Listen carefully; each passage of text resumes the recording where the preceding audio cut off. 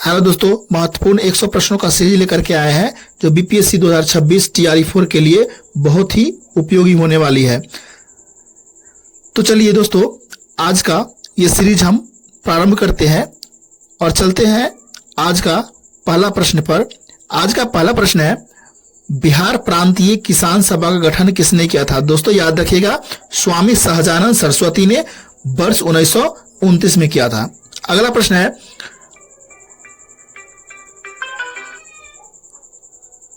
1857 के विद्रोह में बिहार के क्रांतिकारी का नेतृत्व किसने किया था? याद रखिएगा, बाबू कुंवर सिंह ने, जो जगदीशपुर के थे। अगला प्रश्न है, पटना में 1857 की क्रांति का नेतृत्व किस पुस्तक विक्रेता ने किया था? याद रखिएगा, पीर अली ने किया था। अगला प्रश्न है, बिहार सोशलिस्ट पार्टी की औपचारिक स्थापना किस वर्ष और कहां हुई थी? याद रखिएगा, 1934 में पटना के अंजुमन इस्लामिया हॉल में किया गया था। अगला प्रश्न है, गांधी जी को चंपारण आने का निमंत्रण 1916 में लखनऊ अधिवेशन में किसने दिया था? तो याद रखिएगा, राजकुमार शुक्ल ने दिया था। अगला प्रश्न है, चंपारण सत्याग्रह 1917 के दौरान गांधी जी की जान किसने बचाई थी? याद रखिएगा दोस्तों, बत्तख मियां ने। अगला प्रश्न है, बिहार का प्रथम भारतीय राज्यपाल 1920-21 में किसे नियुक्त किया गया था? याद रखिएगा, सत्येंद्र प्रसन्न सिन्हा ने। अगला प्रश्न है, सदाकत आश्रम की स्थापना पटना में किसने की थी? याद रखिए, मौलाना मजरूहुल हक ने। अगला प्रश्न है, बिहार में स्वराज दल का गठन 1923 में किसने किया था? याद रखिएगा, डॉक्टर श्री कृष्ण सिंह ने, जब बिहार में पूछे तब। अगला प्रश्न है, भारत छोड़ो आंदोलन के दौरान हजारीबाग जेल से भागकर किसने आजाद रास्ता बनाया था? तो याद रखिएगा, जयप्रकाश नारायण ने। अगला प्रश्न है, 11 अगस्त 1942 को हुए पटना सचिवालय गोलीकांड में कितने छात्र शहीद हुए थे? याद रखिएगा दोस्तों, 7 छात्र। 1922 में भारतीय राष्ट्रीय कांग्रेस के 37वां अधिवेशन बिहार के किस शहर में हुआ था? याद रखिएगा, गया में, जिसके अध्यक्ष थे चित्तरंजन दास। अगला प्रश्न है, 1912 में भारतीय राष्ट्रीय कांग्रेस का 27वां अधिवेशन बिहार में कहां आयोजित की गई थी? याद रखिए दोस्तों, बांकीपुर में, जो पटना में है। इसके अध्यक्ष थे RN मधोलकर। नालंदा विश्वविद्यालय की स्थापना किस गुप्त शासक ने की थी? याद रखिएगा दोस्तों, कुमारगुप्त प्रथम ने। प्राचीन नालंदा और विक्रमशिला विश्वविद्यालय को किसने नष्ट किया था? तो याद रखिएगा दोस्तों, बख्तियार खिलजी ने 1193 ईस्वी में किया था। अगला प्रश्न है, विक्रमशिला विश्वविद्यालय की स्थापना किस पाल शासक ने की थी? तो याद रखिएगा, धर्मपाल ने किया था। पाटलिपुत्र नगर की स्थापना किस मगध शासक ने की थी? याद रखिएगा दोस्तों, उदयन, जो हर्यक वंश के शासक था। प्रथम बौद्ध संगीति किसके शासनकाल में और कहां आयोजित हुई थी?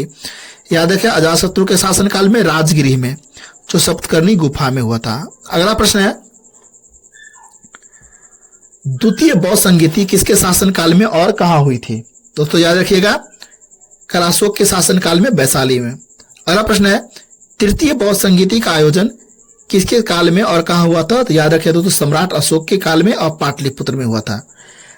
अगला प्रश्न है, चतुर्थ बौद्ध संगीति किसके शासनकाल में और कहां हुआ था? तो कनिष्क के शासनकाल में, और यह कुंडलवन में हुआ था दोस्तों, जो कश्मीर में है। अगला प्रश्न है,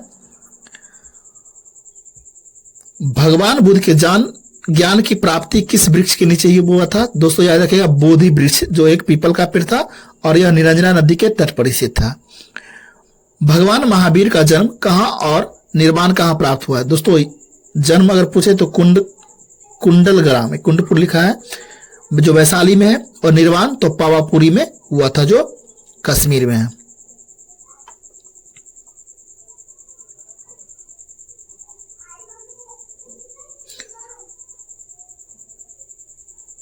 कुंडग्राम जो वैशाली में है, पावापुरी जो नालंदा में है। अगला प्रश्न है, मौर्य साम्राज्य में मेगास्थनीज किसके दरबार के यूनानी राजदूत बनकर आया था? तो याद रखिएगा, चंद्रगुप्त मौर्य के दरबार में। अगला प्रश्न है, इंडिका पुस्तक के लेखक कौन है? तो दोस्तों याद रखिएगा, मेगास्थनीज।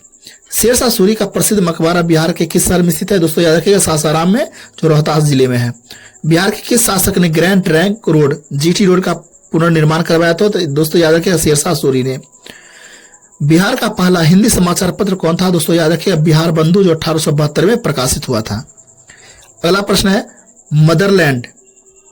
मदरलैंड समाचार पत्र की शुरुआत किसने की थी? तो याद रखिएगा दोस्तों, मौलाना मजरूल हक ने। अगला प्रश्न है मुंगेर के किसान सभा का गठन 1922 से 23 में किसने किया था? तो शाह मोहम्मद जुबैर और श्री कृष्ण सिंह ने। बिहार के कुल भौगोलिक क्षेत्रफल कितना है? तो दोस्तों 94,163 वर्ग किलोमीटर। अगला प्रश्न है बिहार का एकमात्र राष्ट्रीय पार्क कौन सा है? याद रखिएगा, वाल्मीकि राष्ट्रीय उद्यान, जो पश्चिम चंपारण में स्थित है। त्रिवेणी नहर का निर्माण किस नदी पर हुआ है? दोस्तों याद रखिएगा, गंडक नदी पर।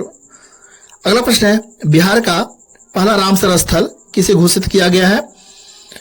तो कांवरताल झील को, जो बेगूसराय में है। अगला प्रश्न है बिहार में गंगा नदी की कुल लंबाई कितनी है? तो दोस्तों याद रखिएगा, लगभग 445 किलोमीटर, जो बिहार में है।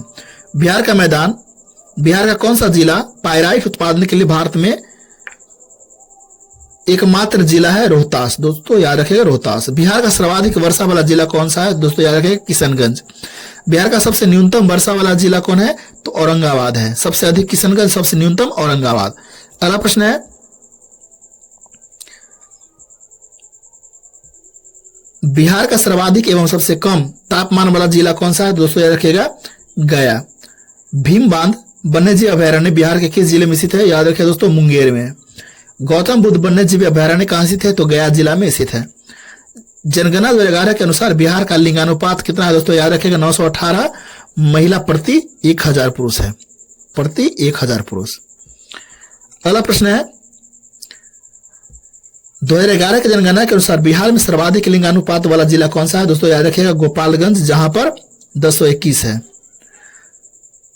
2011 की जनगणना के अनुसार बिहार का सबसे साक्षर जिला कौन सा है? तो रोहतास है, 73.37% के साथ। बिहार की सबसे ऊंची पहाड़ी चोटी सोमेश्वर किला किस जिले में स्थित है? दोस्तों याद रखिएगा, पश्चिम चंपारण में। याद रखिए दोस्तों, पश्चिम चंपारण में। अगला प्रश्न है संविधान सभा की प्रथम बैठक कब और किसकी अध्यक्षता में हुई थी? तो 9 दिसंबर 1946 में डॉक्टर सच्चिदानंद सिन्हा, जो अस्थायी अध्यक्ष थे, उनकी अध्यक्षता में हुई थी। संविधान सभा के अस्थायी अध्यक्ष के रूप में 11 दिसंबर 1946 को किसे चुना गया था? तो याद रखिए दोस्तों, डॉक्टर राजेंद्र प्रसाद को, जो भारत के प्रथम राष्ट्रपति थे। प्रारूप समिति के अध्यक्ष कौन थे? तो डॉक्टर भीमराव अंबेडकर। अगला प्रश्न है किस संविधान संशोधन द्वारा प्रस्तावना में समाजवादी, पंथ निरपेक्ष और अखंडता का शब्द जोड़ा गया है? याद रखिएगा दोस्तों, 42वां संविधान संशोधन, जो 1976 में हुआ था। भारतीय संविधान का कौन सा अनुच्छेद अपरिष्टता का अंत करता है? तो याद रखिए दोस्तों, अनुच्छेद 17। किस अनुच्छेद के तहत सर्वोच्च न्यायालय मौलिक अधिकार की रक्षा हेतु रीट जारी करता है? याद रखिएगा दोस्तों, अनुच्छेद 32। अगला प्रश्न है किस अनुच्छेद के तहत उच्च न्यायालय रीट जारी करता है? तो अनुच्छेद 226 के तहत। राज्य में नीति निर्देशक तत्व किस देश के संविधान से लिया गया है? दोस्तों याद रखिए, आयरलैंड के संविधान से। अगला प्रश्न है समान नागरिक संहिता का उल्लेख किस अनुच्छेद में है? तो अनुच्छेद 44 में है। अगला प्रश्न है ग्राम पंचायत के गठन का निर्देश संविधान का कौन सा अनुच्छेद देता है? तो अनुच्छेद 40। अगला प्रश्न है राष्ट्रपति पर महाभियोग की प्रक्रिया किस अनुच्छेद में वर्णित है? याद रखिएगा, अनुच्छेद 61 में। भारत में नियंत्रक एवं महालेखा परीक्षा का उल्लेखित किस अनुच्छेद में है? तो दोस्तों, भारत में नियंत्रक एवं महालेखा परीक्षा का उल्लेख अनुच्छेद 148 में किया गया है। पंचायती राज को संवैधानिक दर्जा किस संशोधन द्वारा दिया गया है? तो 73वां संविधान संशोधन 1992 के द्वारा। भारत में त्रिस्तरीय पंचायती राज व्यवस्था की सिफारिश किस समिति ने की थी? याद रखें दोस्तों, बलवंत राय मेहता समिति ने 1957 में सिफारिश की थी।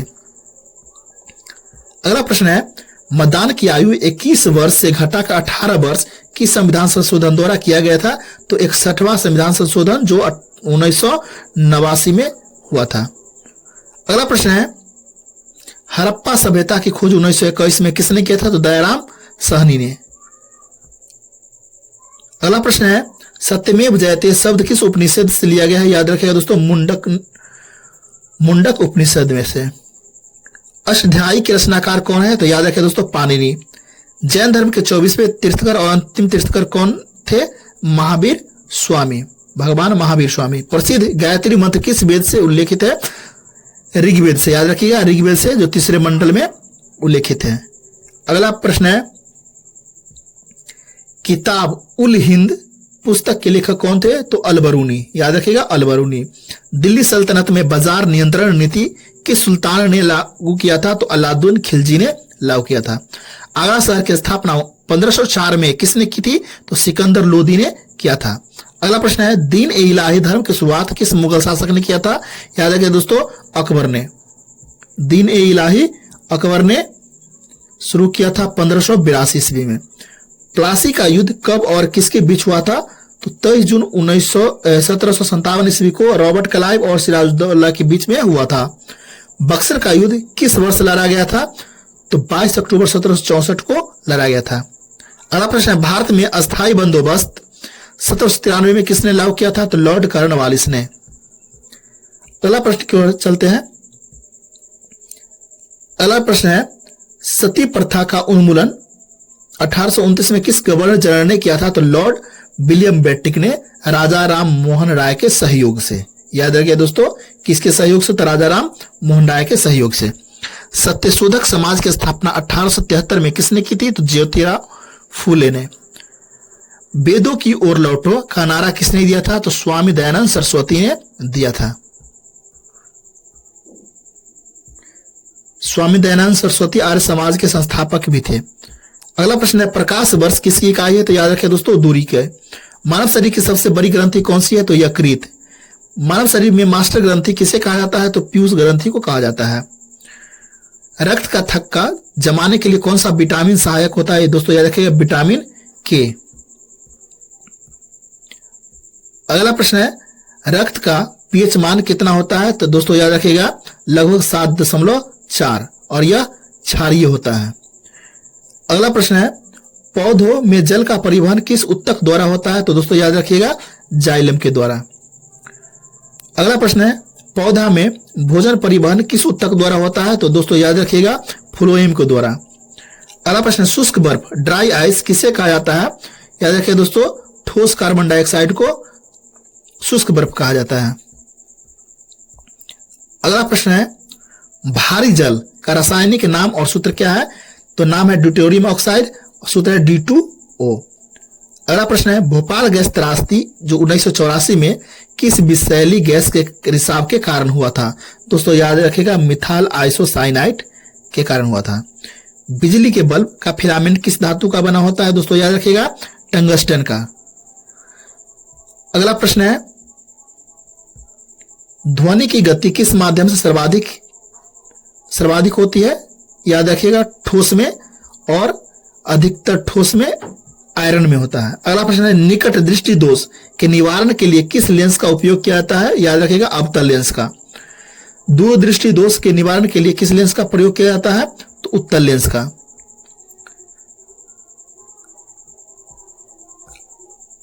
अगला प्रश्न है, वाहनों की साइड मिरर के रूप में कौन सा दर्पण का प्रयोग होता है? याद रखिएगा दोस्तों, उत्तल दर्पण का। भारत की सबसे लंबी नदी कौन सी है? तो गंगा नदी है, जो 2525 किलोमीटर है। लेकिन अगर भारत में पूछे तो 2510 किलोमीटर। ठीक है। दक्षिण भारत की गंगा किस नदी को कहा जाता है? तो कावेरी नदी को कहा जाता है, और गोदावरी नदी को वृद्ध गंगा के नाम से जाना जाता है। अगला प्रश्न है, भारत में मीठे पानी की सबसे बड़ी प्राकृतिक झील कौन सी है? याद रखिएगा, बुलर झील है, जो जम्मू कश्मीर में स्थित है। भारत के सबसे बड़े खारे पानी की झील कौन सी है? दोस्तों याद रखिएगा, चिल्का झील है, और यह उड़ीसा में है। मांजुली नदी द्वीप किस नदी पर स्थित है? तो ब्रह्मपुत्र नदी द्वीप पर स्थित है। कर्क रेखा भारत के कितने राज्यों से होकर के गुजरती है? दोस्तों याद रखिएगा, 8 राज्यों से। अगला प्रश्न है, वायुमंडल में ओजोन परत किस मंडल में पाई जाती है? याद रखिएगा, समताप मंडल में ओजोन मंडल पाई जाती है। अगला प्रश्न है, चिपको आंदोलन की शुरुआत उत्तराखंड के चमोली में किसने की थी? सुंदरलाल बहुगुणा और चंडी प्रसाद भट्ट ने किया था।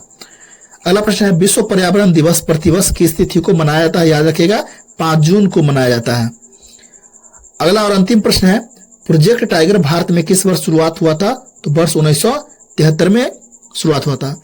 दोस्तों, आपको सीरीज कैसा लगा कमेंट कीजिएगा, सेशन को लाइक कीजिए, शेयर कीजिए। धन्यवाद।